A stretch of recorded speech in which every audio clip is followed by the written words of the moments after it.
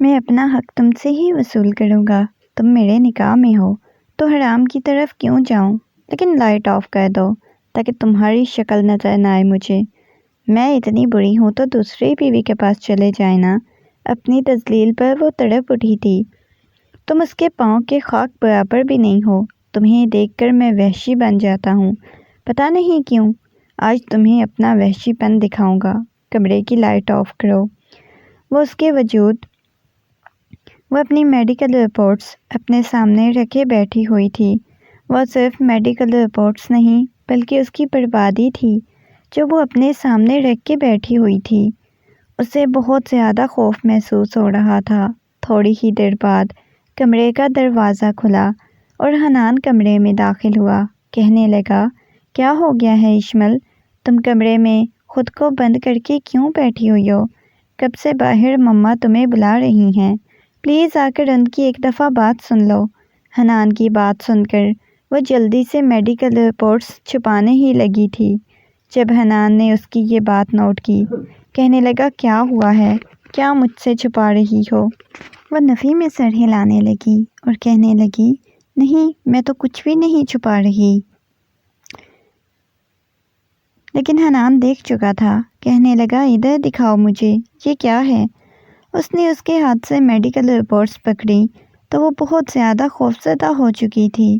اسے نہیں معلوم تھا وہ دیکھنے کے بعد حنان کیا بولے گا، اس کے ساتھ کیا سلوک کرے گا، کیسا رویہ اختیار کرے گا۔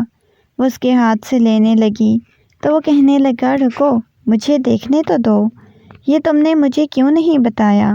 1 ہفتہ پہلے کی تمہاری رپورٹس ہیں، 1 ہفتہ ہو گیا تمہاری رپورٹس آئے ہوئے، اور تم نے مجھے کچھ بتایا کیوں نہیں؟ وہ ایک ایک رپورٹ کو دیکھے جا رہا تھا اور وہ ڈر رہی تھی، کانپ رہی تھی۔ کہنے لگی، کچھ نہیں ہے حنان، پلیز مجھے واپس کریں، سب کچھ ٹھیک ہے۔ وہ کہنے لگا، میں پاگل نہیں ہوں یا مجھے کچھ نظر نہیں آتا؟ وہ کہنے لگی، ایسی بات نہیں ہے۔ وہ کہنے لگا، میں سب کچھ دیکھ سکتا ہوں۔ یہ کہہ کر وہ ایک ایک کاغذ کو غور سے دیکھے جا رہا تھا۔ وہ کہنے لگا، یہ سب کچھ کیا ہے؟ 1 ہفتہ ہو گیا ہے، تم نے مجھے ابھی تک اس بارے میں کیوں نہیں بتایا؟ اس کی بات سن کر اشمل نگاہیں جھکائے وہیں پر کھڑی ہوئی تھی۔ کہنے لگی، مجھے ڈر لگ رہا تھا، مجھے بہت زیادہ خوف محسوس ہو رہا تھا۔ حنان نے غصے میں اس کی طرف دیکھا اور کہنے لگا، کس چیز سے تمہیں ڈر لگ رہا تھا یا کس چیز سے تمہیں خوف محسوس ہو رہا تھا؟ اس کی بات سن کر وہ کہنے لگی، آپ مجھے چھوڑ دیں گے نا؟ آپ دوسری شادی کر لیں گے نا؟ وہ کہنے لگا، تو اور کیا؟ اب یہ رپورٹس میں صاف لکھا ہے کہ تم کبھی ماں نہیں بن سکتی، تو کیا ساری زندگی تمہیں اپنے ساتھ رکھوں گا؟ دیکھو اشمل، اولاد ایک ضرورت ہوتی ہے اور مجھے اولاد چاہیے۔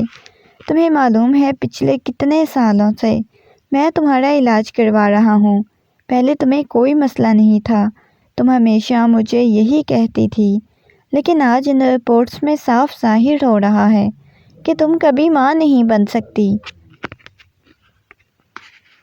دیکھو، اب تم مجھے دوسری شادی کرنے سے نہیں روک سکتی، میں دوسری شادی کروں گا۔ یہ تمہاری رپورٹ سب کلیئر ہیں، تم مجھے دوسری شادی کرنے دو گی نا؟ وہ حنان کی طرف دیکھے جا رہی تھی۔ اس شخص سے وہ کتنی محبت کرتی تھی، کتنا ٹوٹ کر چاہتی تھی۔ وہ جلدی سے رپورٹس کو سائڈ پر کرتی ہوئی کہنے لگی، حنان دیکھے نا، یہ تو رپورٹس ہیں نا، جھوٹ بھی تو ہو سکتی ہیں نا، یہ سچ تو نہیں ہو سکتا نا؟ اللہ ہمیں اولاد دے گا، پلیز آپ دوسری شادی نہیں کرنا، میں آپ کو کسی دوسرے کے ساتھ برداشت نہیں کر سکتی۔ وہ اس کے چہرے پر ہاتھ رکھتی ہوئی کہنے لگی، لیکن اس نے اس کا ہاتھ جھٹک دیا۔ کہنے لگا، آج کے بعد میرے پاس آنے کی کوشش مت کرنا۔ یہ کہہ کر وہ کمرے سے باہر نکل چکا تھا اور وہ اسے پکارتی رہ گئی، اسے بلاتی رہ گئی۔ اسے ہمیشہ یہی خوف محسوس ہوتا تھا کہ اگر حنان نے دوسری شادی کر لی تو اس کا کیا بنے گا۔ اس کی ساس اور اس کے سسرال والے تو پہلے ہی اسے پسند نہیں کرتے تھے۔ وہ بہت شدت سے روئے جا رہی تھی جب تھوڑی دیر بعد کمرے کا دروازہ کھلا اس نے دیکھا تو سامنے ہی حنان کے چچا کی بیٹی کھڑی ہوئی تھی۔ اس کے پاس بیٹھ گئی، مسکراتی ہوئی کہنے لگی، دیکھو اب حنان میرا ہو جائے گا۔ میں تو ہمیشہ سے حنان سے کہتی تھی یہ لڑکی تمہیں کبھی اولاد کی خوشی نہیں دے سکتی۔ دیکھنا حنان کے بچے کی ماں میں ہی بنوں گی، پھر وہ مجھ سے محبت کرنے لگے گا۔ دیکھو تمہیں پتہ ہے گھر میں حنان کی اور میری شادی کی بات چل رہی ہے۔ تم سے تو ہمیشہ مجھے نفرت تھی، ہمیشہ میں نے یہی چاہا تھا کہ حنان میرے پاس آئے، حنان میرا رہے۔ یہ کہہ کر وہ کمرے سے باہر جا چکی تھی اور وہ روتی ہوئی اس لڑکی کو دیکھ رہی تھی جو آج اسے حنان کو چھیننے میں کامیاب ہو چکی تھی۔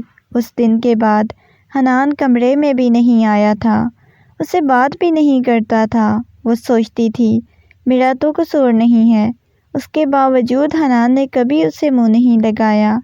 آج بھی تقریباً رات کے 2 بجے وہ کمرے میں آیا۔ وہ یوں ہی صوفے پر بیٹھی منہ پھلائے اس کا انتظار کر رہی تھی۔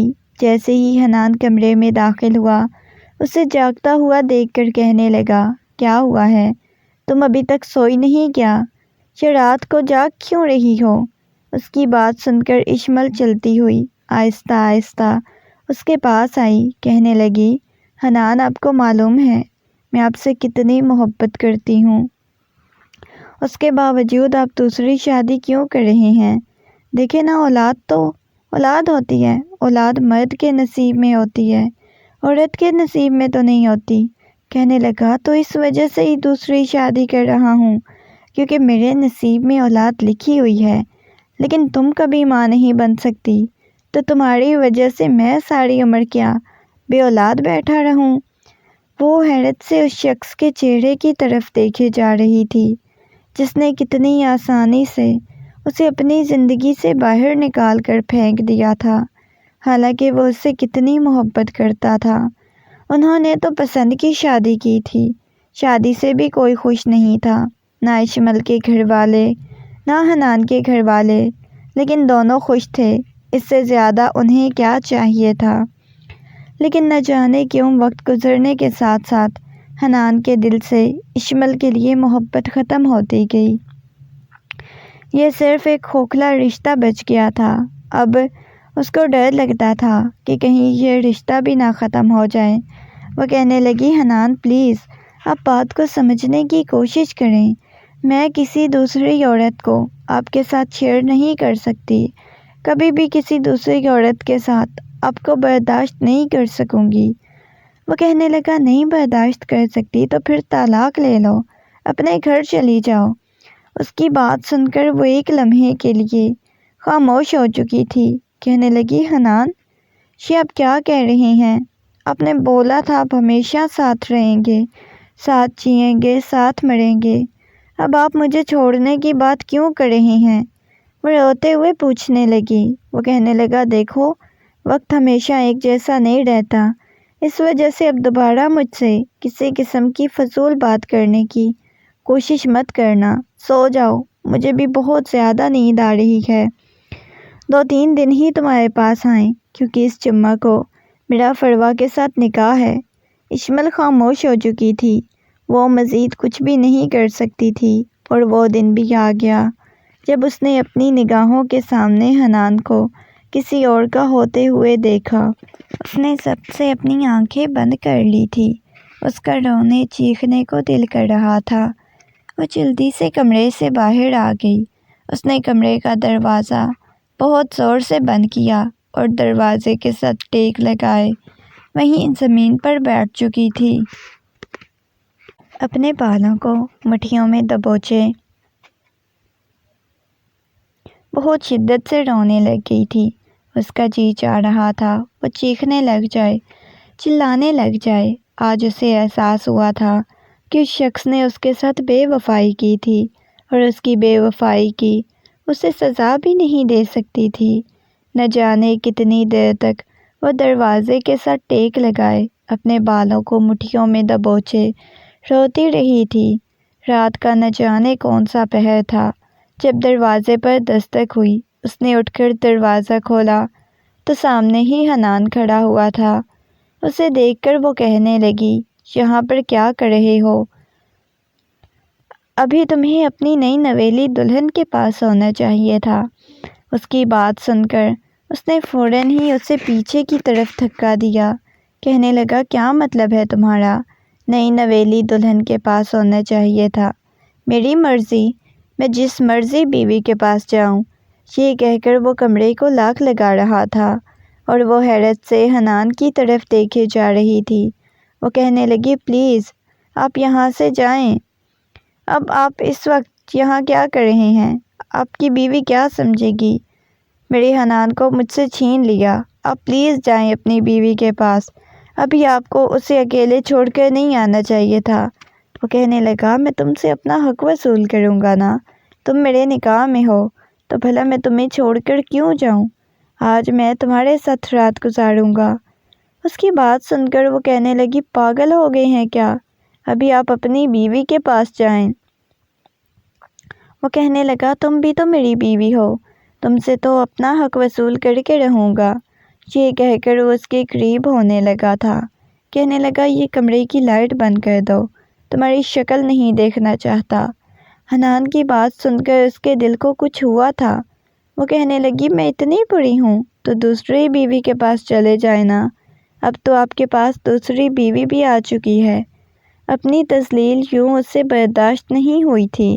یہ وہی حنان تھا، اسے محبت کرتا تھا، اسے ٹوٹ کر چاہتا تھا، لیکن آج وہ جس انداز میں، جس لہجے میں اس سے بات کر رہا تھا، یہ سب کچھ اسے بہت زیادہ تکلیف دے رہا تھا۔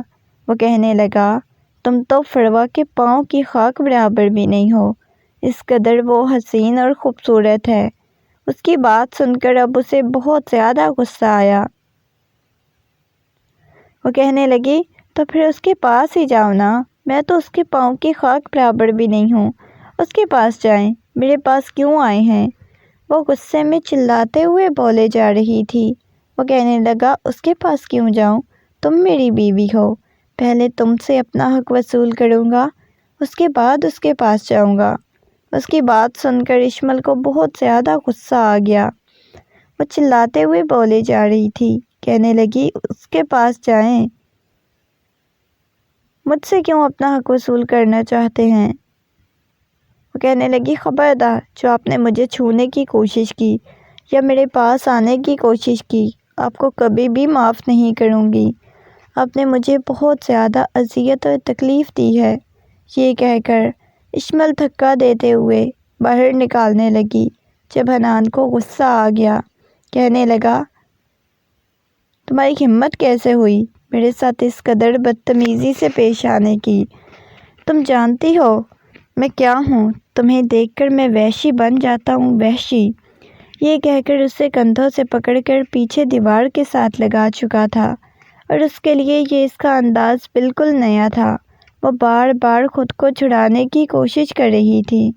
نہ جانے کیوں آج اسے نہ اس کا لمس سکون دے رہا تھا، نہ اس کا قریب آنا اچھا لگ رہا تھا، کیونکہ اسے معلوم ہو چکا تھا وہ شخص اب اس کا نہیں رہا، بلکہ اس پر کوئی اور بھی حق رکھتی ہے، اور وہ کبھی بھی اپنی چیزوں میں شراکت برداشت نہیں کر سکتی تھی۔ پھر اپنے شوہر کو کیسے کسی اور کے ساتھ شریک کر سکتی تھی، کیسے کسی اور کے ساتھ بانٹ سکتی تھی؟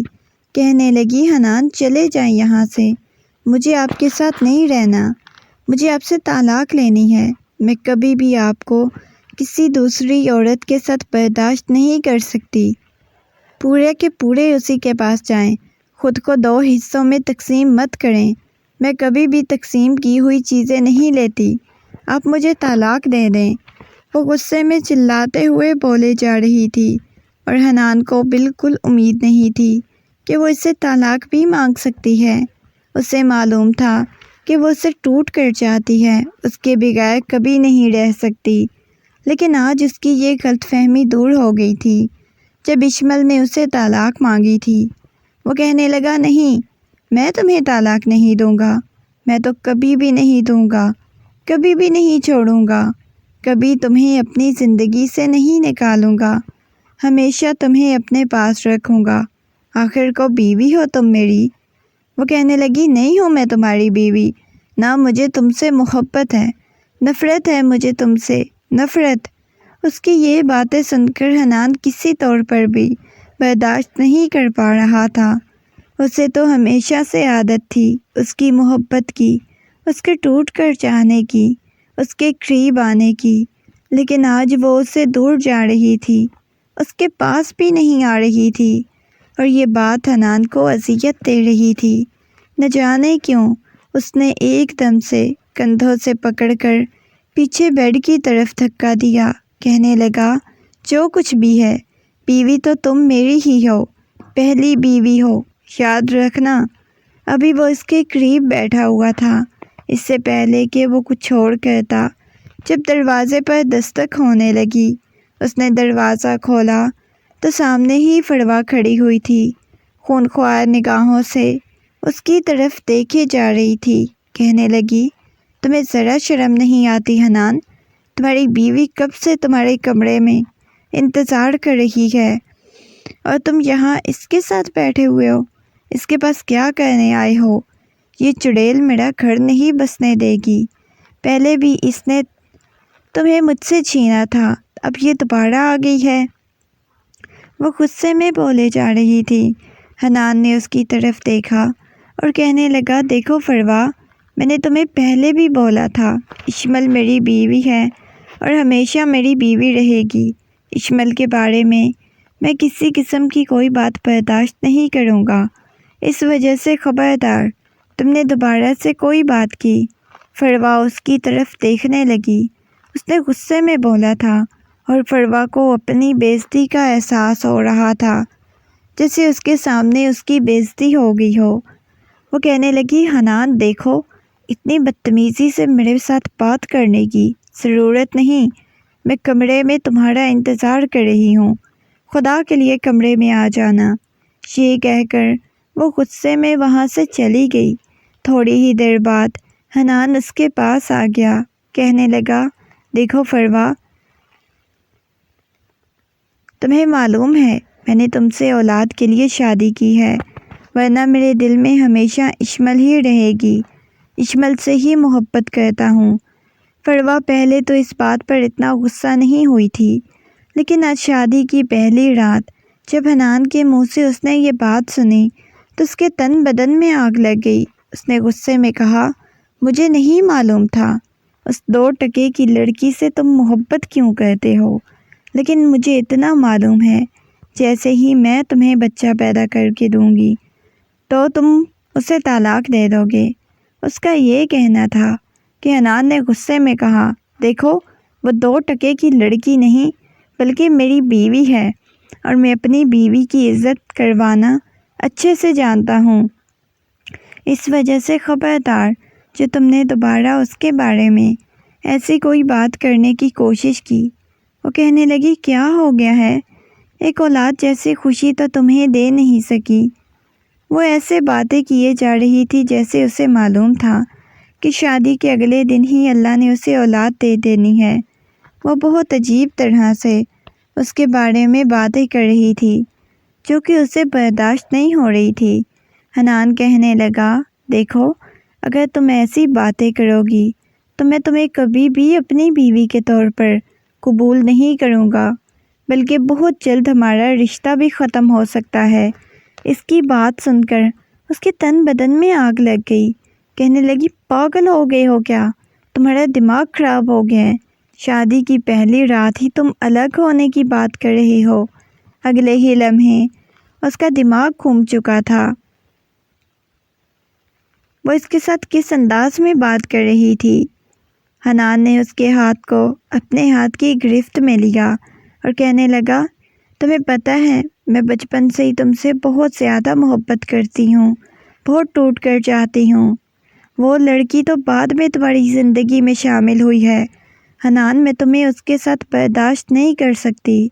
حنان کہنے لگا، دیکھو، اس بات کو سمجھنے کی کوشش کرو کہ میں تم دونوں کو برابر کے حقوق دوں گا، لیکن تم اس بات کو سمجھو۔ اگلے دن اشمل کو اپنی طبیعت بہت زیادہ خراب ہوتی ہوئی محسوس ہو رہی تھی، اسے ومٹنگ ہو رہی تھی، بخار بھی بہت زیادہ ہوا پڑا تھا۔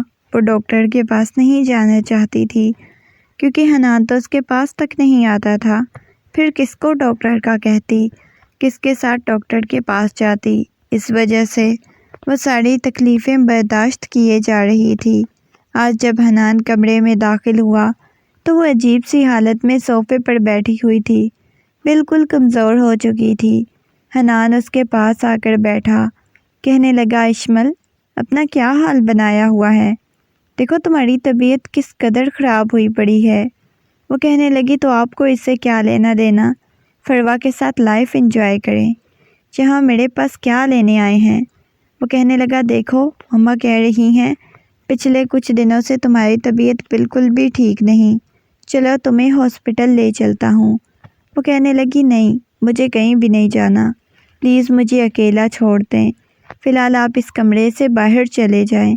وہ حیران تھا، اس سے پہلے تو کبھی اس نے ایسا بیہیو نہیں کیا تھا۔ وہ کافی دیر تک اس کے پاس بیٹھا، بولتا رہا، ڈاکٹر کے پاس لے جاتا ہوں۔ اچانک ہی اس کے ساتھ باتیں کرتی کرتی وہ بے ہوش ہو چکی تھی۔ اس نے فوراً ہی اپنے بازوؤں میں اٹھایا، تھوڑی ہی دیر بعد ہاسپٹل لے کر آ گیا۔ اس نے فوراً ہی اپنے بازوؤں میں اٹھایا اور تھوڑی ہی دیر بعد ہاسپٹل لے کر آ گیا۔ لیکن جو بات ڈاکٹر نے بتائی وہ سن کر اس کے رونگٹے کھڑے ہو چکے تھے۔ اسے اپنے کانوں پر یقین نہیں آ رہا تھا۔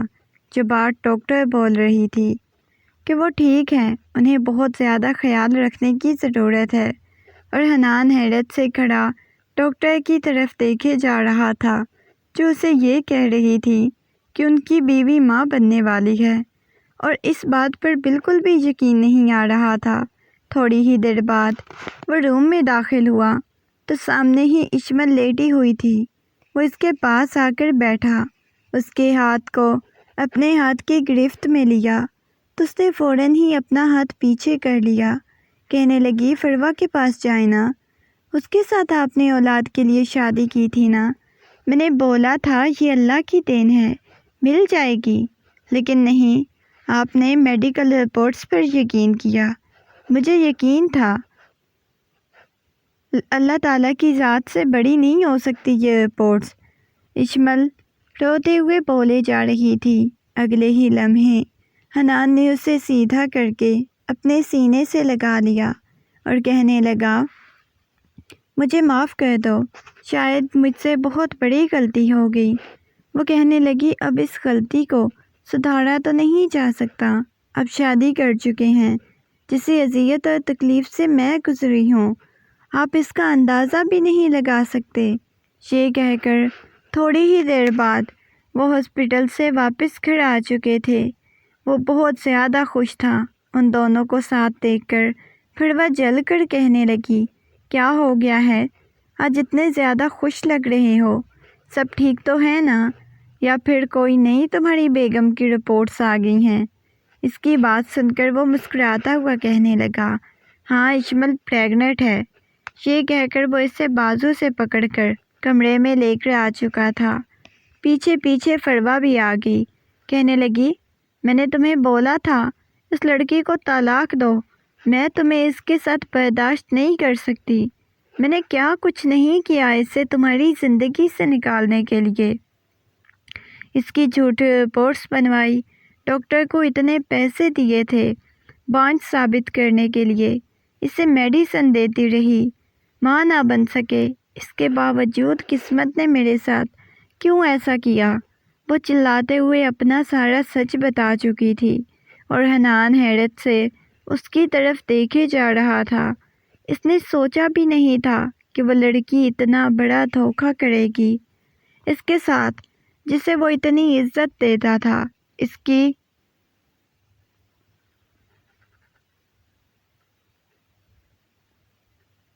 کی بیوی تھی، اس کے باوجود اس کی دشمن بنی ہوئی تھی۔ وہ غصے میں اس کی طرف دیکھنے لگا۔ اگلے ہی لمحے اس کے بازو سے پکڑ کر کہنے لگا، سوری، میں نے جو کچھ بھی کیا تمہاری محبت میں کیا، میں تم سے بہت زیادہ محبت کرتی ہوں۔ وہ روتے ہوئے بولے جا رہی تھی، لیکن حنان نے اسے وہیں کھڑے کھڑے طلاق دے دی، کہنے لگا، دیکھو تم نے بہت غلط کیا، تمہیں کبھی بھی طلاق نہ دیتا، تمہاری اتنی بھیانک سچائی اگر نہ ہوتی۔ وہ غصے میں کہنے لگی، مجھے بھی تم جیسے گھٹیا انسان کے ساتھ نہیں رہنا۔ یہ کہہ کر وہ وہاں سے چلی گئی۔ اس نے مڑ کر اشمل کی طرف دیکھا جس کی آنکھوں میں سے آنسو بہہ رہے تھے۔ وہ کہنے لگی، لوٹ کر آ گئے نا میرے پاس ہی۔ وہ کہنے لگا، مجھے پتہ ہے میں لوٹ کر تمہارے پاس آیا ہوں اور مجھے پچھتاوا ہے میں تم سے دور کیوں گیا۔ ہمیشہ میں نے تم سے محبت کی، تم نے مجھے ٹوٹ کر چاہا، اس کے باوجود نہ جانے میں کیسے بدل گیا، لیکن وعدہ کرتا ہوں دوبارہ کبھی زندگی میں نہیں بدلوں گا۔ یہ کہہ کر اس نے اشمل کو سینے سے لگا لیا۔